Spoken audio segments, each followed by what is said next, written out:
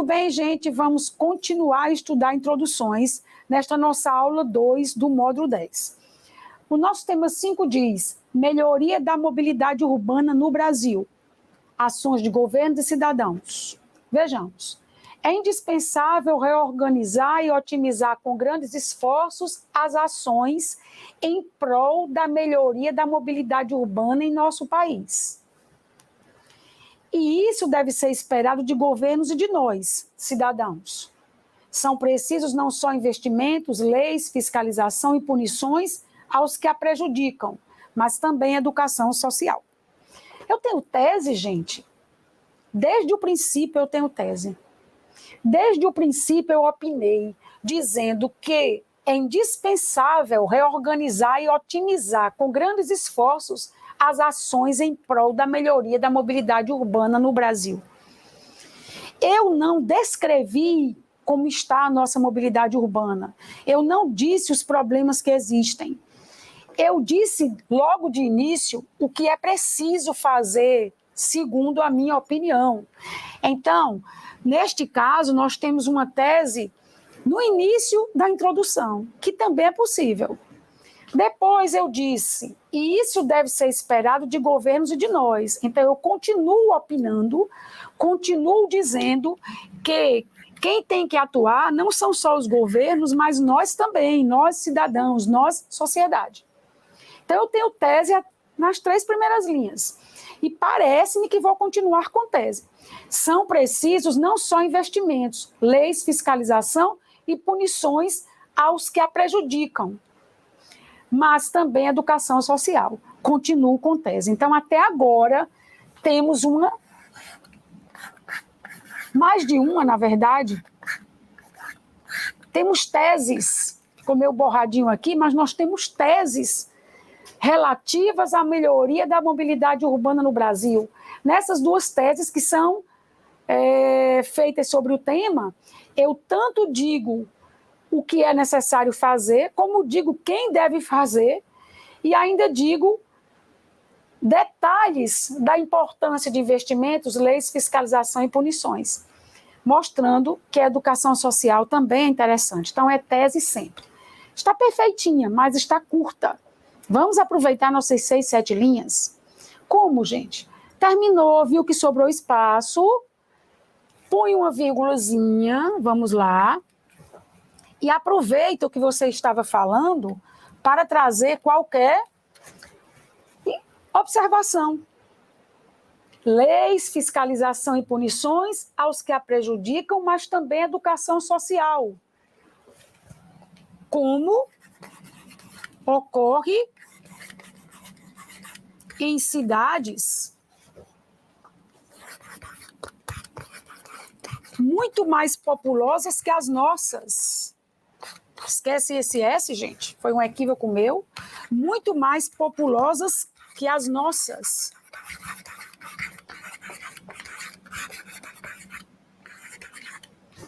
Muito mais populosas que as nossas, de que são exemplo, ou é exemplo, pelo menos uma, de que é exemplo Tóquio, a mais populosa do mundo.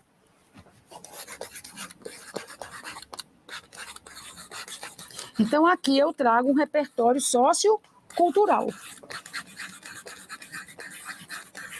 Muito bem. Gente, aproveito aqui a ocasião para dizer que caso você, sem querer, na hora já de passar a sua redação a limpo, na folha oficial, cometa um errinho desses, não se desespere. Basta que você, ao cometer o erro, passe um tracinho sobre a letra e ela será dispensada.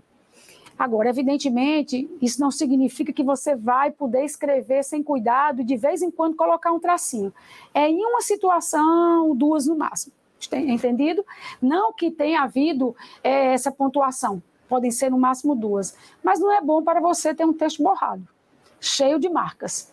Vamos para o próximo exercício, que é dizer o que houve de erro ou o que houve de positivo também nessa introdução. A introdução está ótima. ela é constituída toda de tese.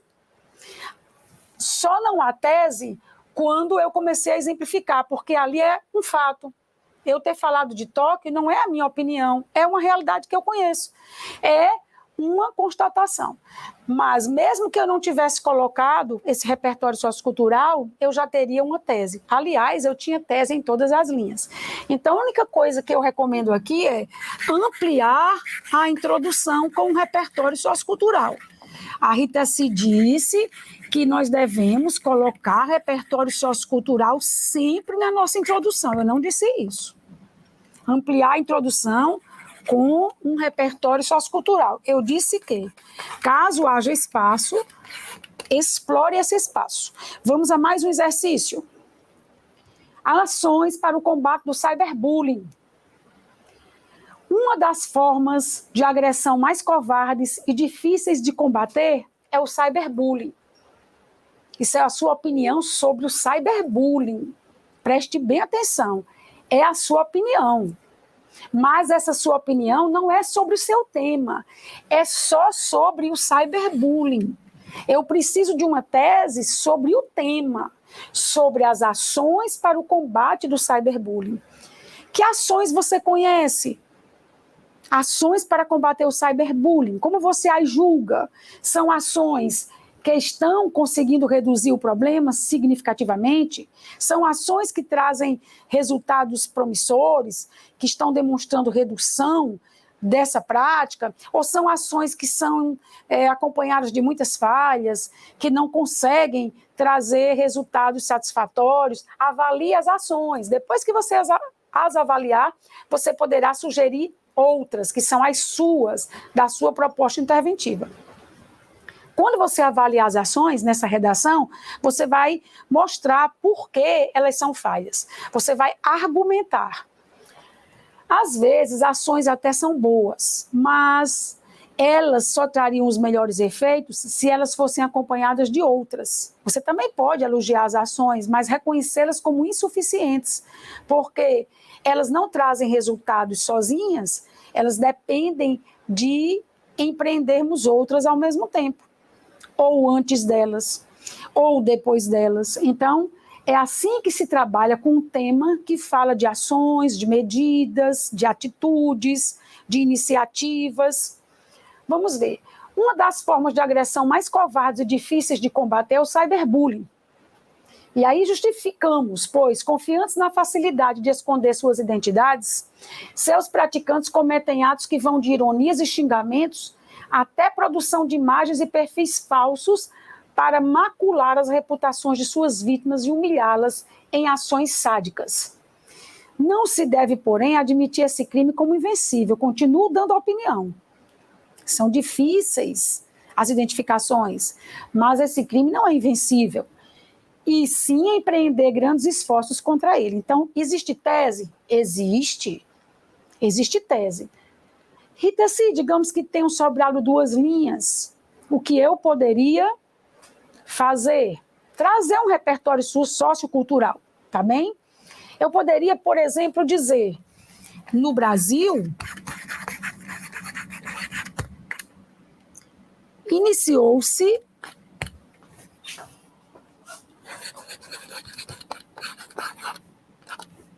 um conjunto de ações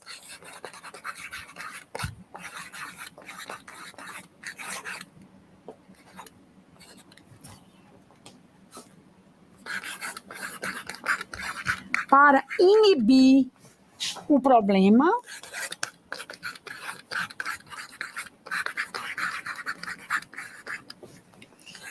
desde a implantação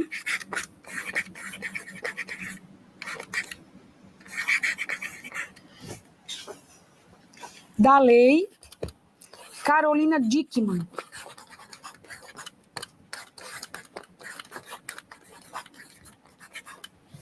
Vejam bem, olha, esse é um repertório sociocultural. Tá certo? Depois de a atriz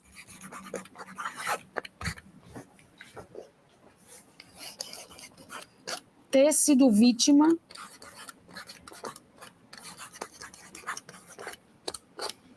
do referido crime.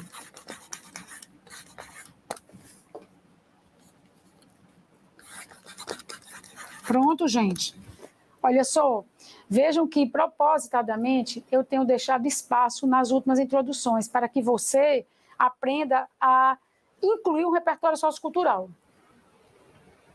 Entendido? Eu sei que o seu tema não fala em Brasil, eu vi, mas aqui é um exemplo.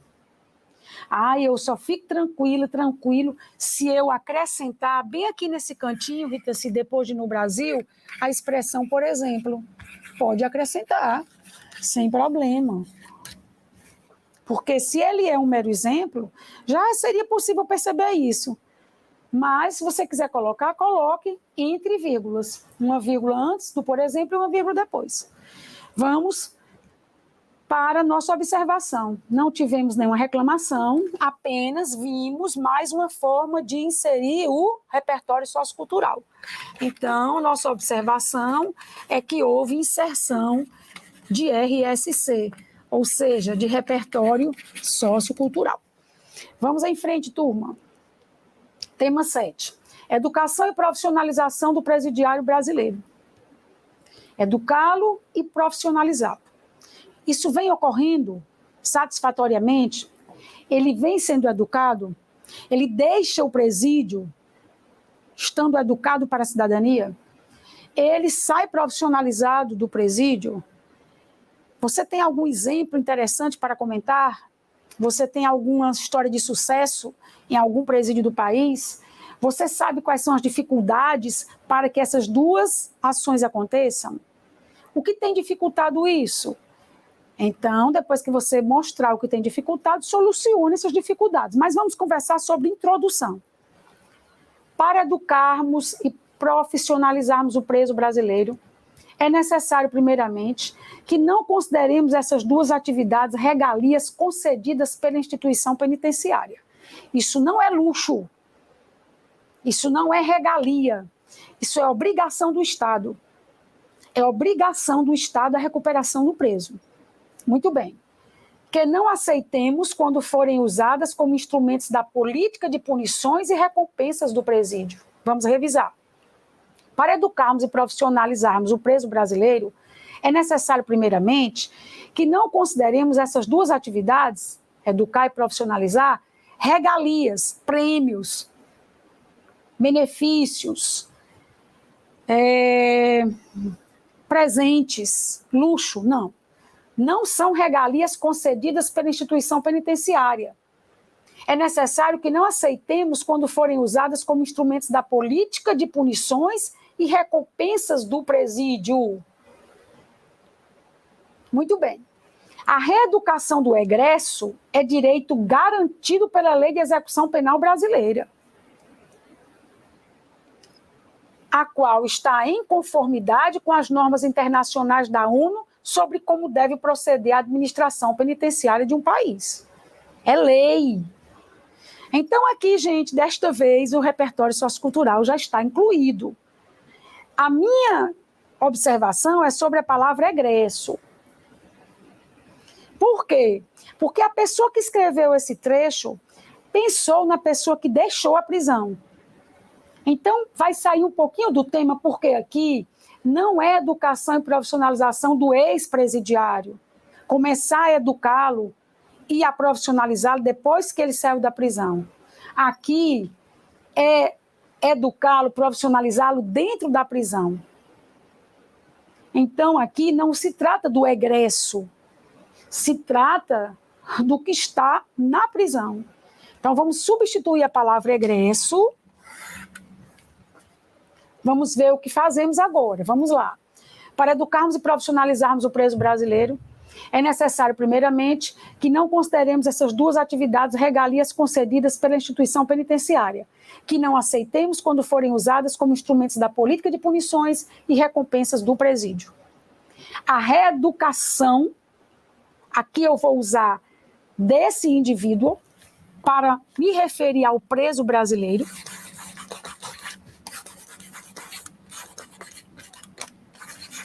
Outra opção sua é dizer a sua reeducação é direito garantido pela Lei de Execução Penal brasileira, a qual está em conformidade com as normas internacionais da ONU sobre como deve proceder a administração penitenciária de um país. Gente, mais algum probleminha? Eu falei em duas ações, educar e profissionalizar. Quando eu iniciei a frase 2, eu só falei numa delas, que é reeducar, e não falei em profissionalizar. Então, eu usei apenas metade do tema. O que eu preciso fazer, além de substituir a palavra egresso? Eu preciso dizer a reeducação e a profissionalização.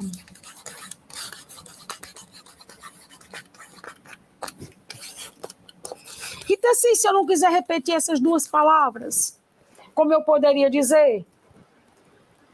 Eu poderia dizer, tais ações são direitos garantidos pela Lei de Execução Penal brasileira. Mas eu não posso agora, a partir da frase 2, abandonar a ideia de profissionalizar, porque esses dois elementos estão juntos num tema só. Então, esses são os meus problemas, os meus erros. Vamos ver aqui o que é que eu tenho de observação. Há uma palavra inadequada, que é a palavra egresso, altera o tema, tangencia o tema, porque eu não estou falando de quem já saiu da prisão.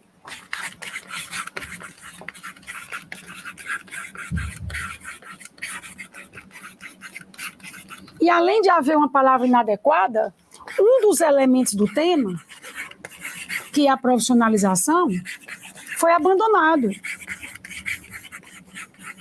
Na frase 2, foi desconsiderado. E isso é analisar parcialmente o tema.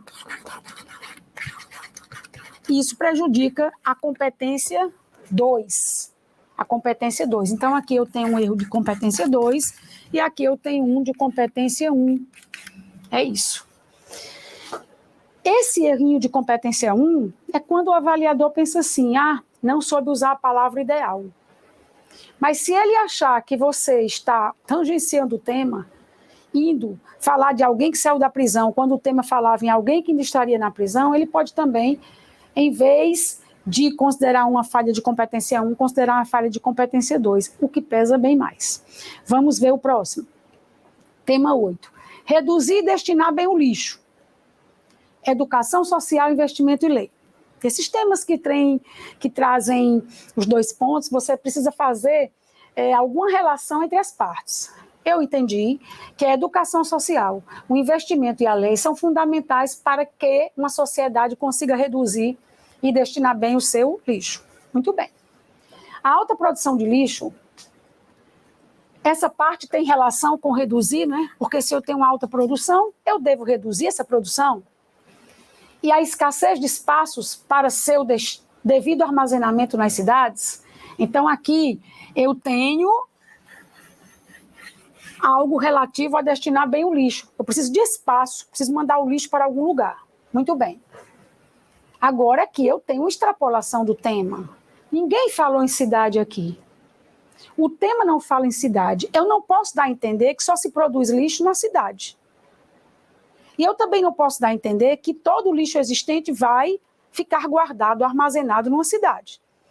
Existem resíduos, ilhas de resíduos nos oceanos, nas ilhas oceânicas. Então, eu vou me livrar desta passagem. Vejam como é importante.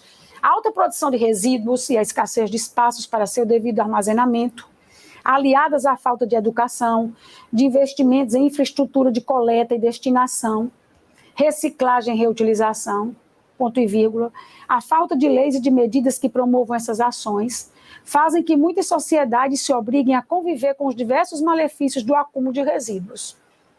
Alguns países conseguem minimizar esse acúmulo e até gerar riqueza a partir do lixo, mas muitos ainda deverão empreender medidas efetivas para isso.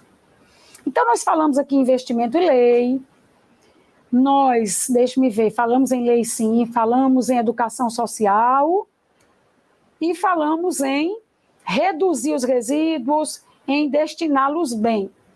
Então, se eu percebo que quando você fala em lixo, você não gosta muito de usar essa palavra. Você fala em respeito ao tema, mas você fala mesmo em resíduos. Qual a diferença? Vou explicar, porque vocês podem até aproveitar isso como repertório sociocultural.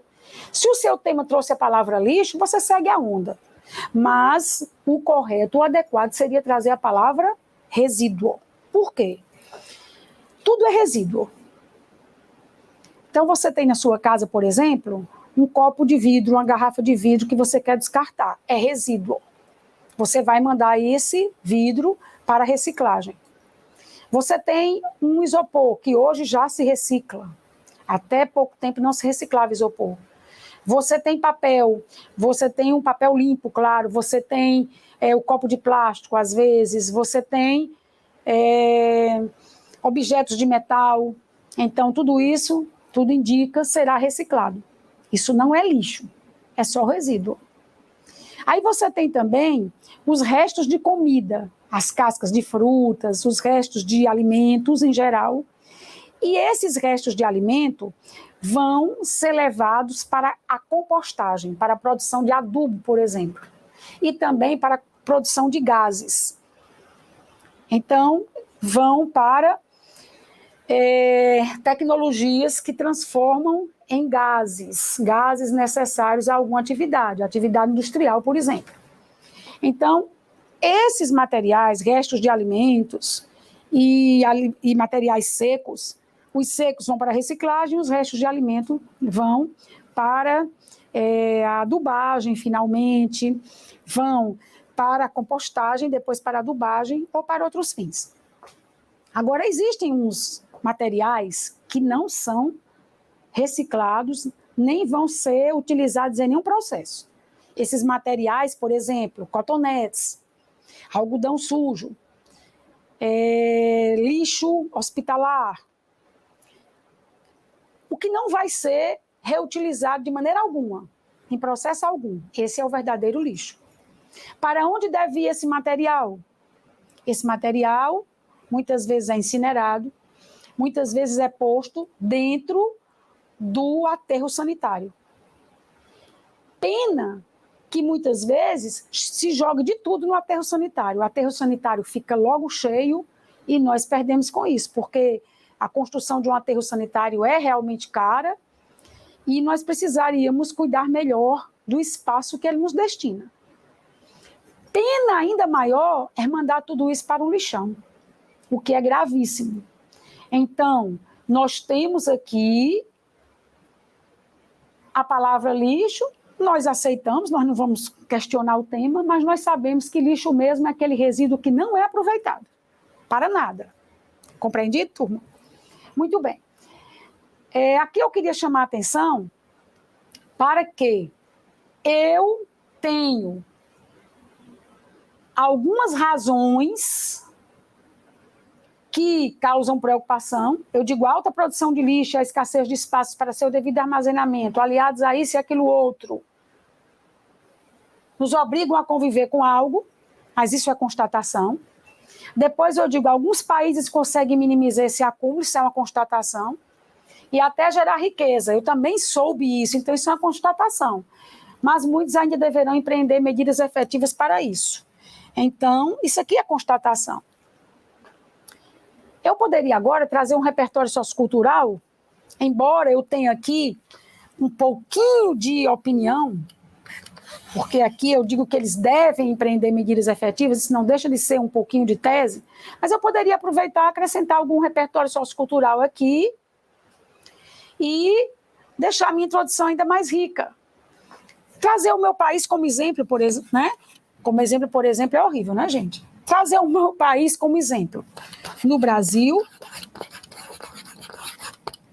por exemplo, temos a Política Nacional de Resíduos Sólidos.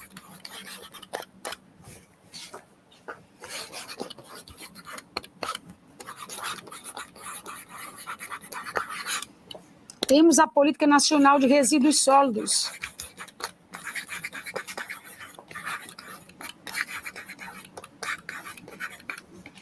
Lei que, infelizmente, olha aqui a minha opinião, ainda não teve sua aplicabilidade. A lei existe, está? É linda a lei dos resíduos sólidos, é linda. Mas não teve sua aplicabilidade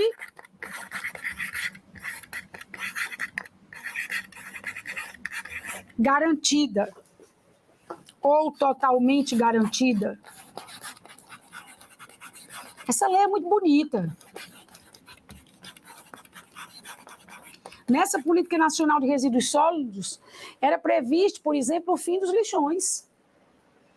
Mas governos não cumpriram, prefeituras não cumpriram. Então, há um texto maravilhoso, mas é preciso haver esforço para aplicar a lei. A lei que fica no papel não resolve os problemas sociais. Então, está aqui um pouquinho de repertório sociocultural para nós. Vamos em frente. Tema observações, vamos voltar aqui um pouco, só para que eu me situe. Aqui eu tenho um tangenciamento do tema, não se falava em cidade.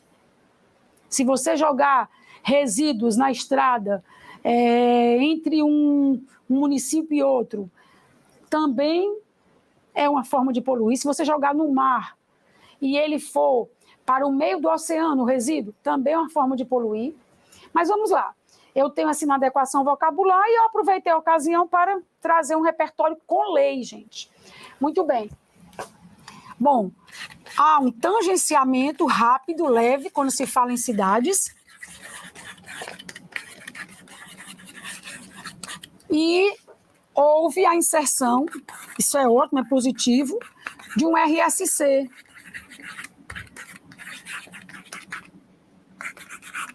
De um repertório sociocultural. Isso é positivo e isso aqui é negativo. Tranquilo? Esse problema de alterar o tema é um erro de competência 2, gente. Vamos em frente. Vamos ao tema 9. A prevenção contra doenças sexualmente transmissíveis. Olha, turma, quando vocês forem escrever uma sigla e vocês quiserem pluralizá-la, esse S é pequenininho, tá? A prevenção contra DSTs não existe a contento nos países. Você vai generalizar mesmo? Quantos países tem o mundo? Você tem esse dado para dizer que não existe a contento, não é satisfatória, não nos contenta em lugar nenhum do mundo? Cuidado. A prevenção contra DSTs e o apoio às suas vítimas no Brasil. E você chegou a dizer que não existe em lugar nenhum uma prevenção adequada contra DSTs. Os principais motivos para isso são a sazonalidade de campanhas que a estimulam e a não facilidade de exames de identificação de vírus e de concessão de preservativos e vacinas. Então você está dizendo que em nenhum lugar do mundo existem campanhas com mais constância, são sempre sazonais. Você não conhece a realidade de todos os países? Você disse que em nenhum lugar do mundo existem exames facilitados. E você disse que não existe exame de identificação de vírus, como se toda DST fosse causada por um vírus. Então tenha muito cuidado com esse tipo de repertório. Muito cuidado. E você disse também que não há concessão de preservativos e vacinas em lugar nenhum do mundo. Então, gente, vamos ficar mesmo só no Brasil por enquanto. Se você tivesse dito, pelo menos assim, a prevenção contra DSTs não existe a contento em muitos países, vírgula, de que é exemplo o Brasil. Entendido? Aí tudo bem, né? Os principais motivos para isso são a sazonalidade de campanhas, a não facilidade de exames de identificação de vírus, de concessão de preservativos e vacinas. Nem toda DST é causada por vírus. Cuidado. Já quanto ao tratamento dos indivíduos infectados pelas referidas doenças, faltam hospitais, centros de apoio, medicamentos e profissionais para atendimento. Urgem, portanto, ações que ampliem a profilaxia em foco. O que é profilaxia? A profilaxia é a prevenção. E existem informações na sua introdução que não são relativas à profilaxia. Vamos ver. Sazonalidade de campanhas é uma profilaxia? A campanha vai estimular a pessoa a se cuidar, vai orientá-la a se cuidar. É uma medida preventiva, mas não é profilaxia, porque a profilaxia é bem relativa à saúde. Depois você diz, não são fáceis os exames de identificação de vírus, de concessão de preservativos e vacinas. Pode ser uma medida profilática promover o exame, porque uma pessoa, ao saber que tem a doença, já evita certos contatos com outras. Admito, até aqui, que seja uma profilaxia.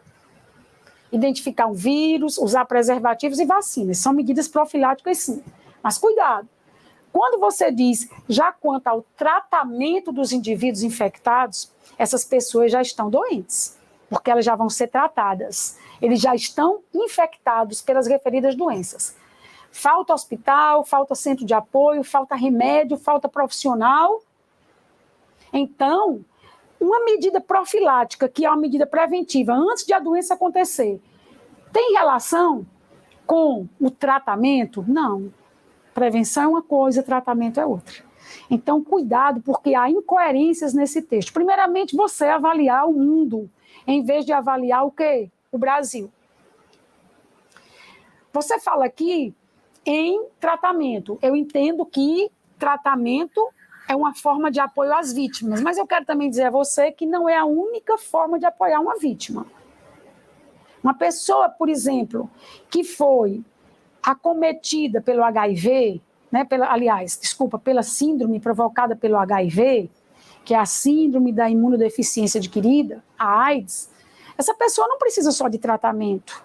Ela precisa de inclusão social, precisa ser acolhida, precisa de terapia, que não deixa de ser um tratamento, mas precisa de espaço. Ela não precisa só de remédios e de exames, de acompanhamento médico. Então, é lembrar que essa palavra apoio vai longe. Tá? E aqui a prevenção tem relação com a parte anterior. Então, vamos fazer aqui as nossas observações. Houve tangenciamento ao tema.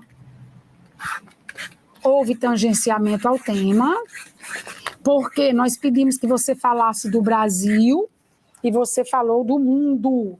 Competência 2 em perigo. Houve também uma forma reduzida, restrita, de entender a palavra apoio. A palavra apoio não foi bem compreendida, foi muito reduzida a sua interpretação. Foi mal compreendida. Ninguém está falando em apoio apenas de tratamento para quem já está doente. E houve também uma referência indevida. Porque você deu a entender que tudo que estava naquele parágrafo era relativo à profilaxia. Referência à profilaxia não foi boa, porque você já havia falado de coisas que não dizem respeito à profilaxia. Então, eu tenho esses probleminhas aqui para resolver.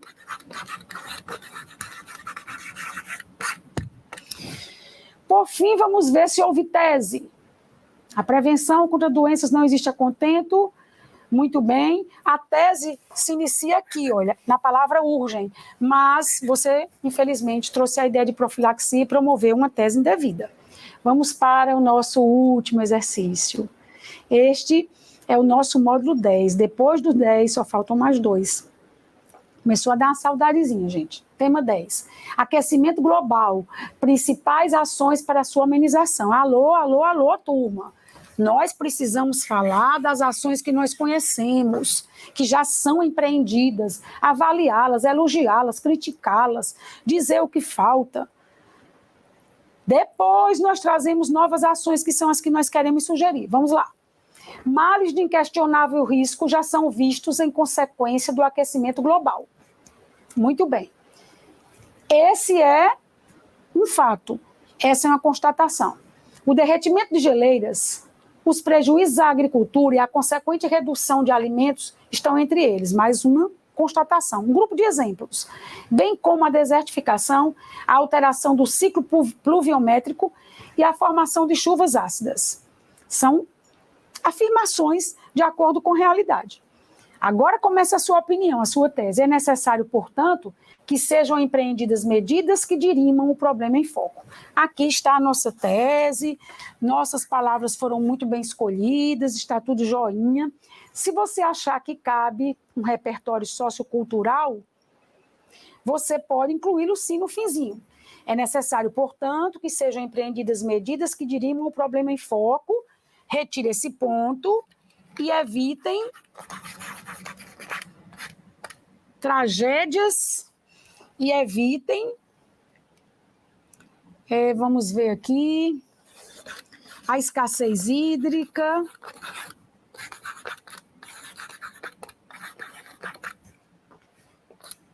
Muito bem. O que mais? Já falei em escassez hídricas? Não falei. Fiquei com medo de ter repetido. Muito bem. A escassez hídricas, as secas prolongadas.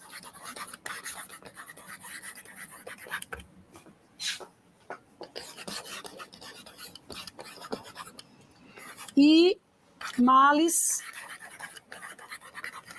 como o excessivo calor, que ora, ORA mesmo, que ora domina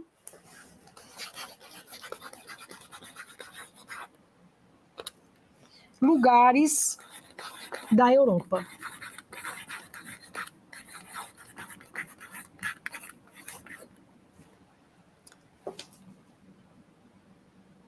Pronto. Ah, Rita, se calor por calor, minha amiga, aqui tem muito.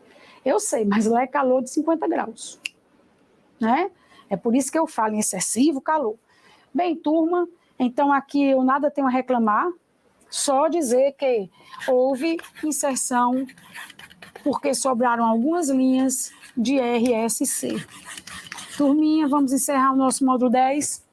Abraço, até já já, quando analisaremos um texto inteirinho. Beijo.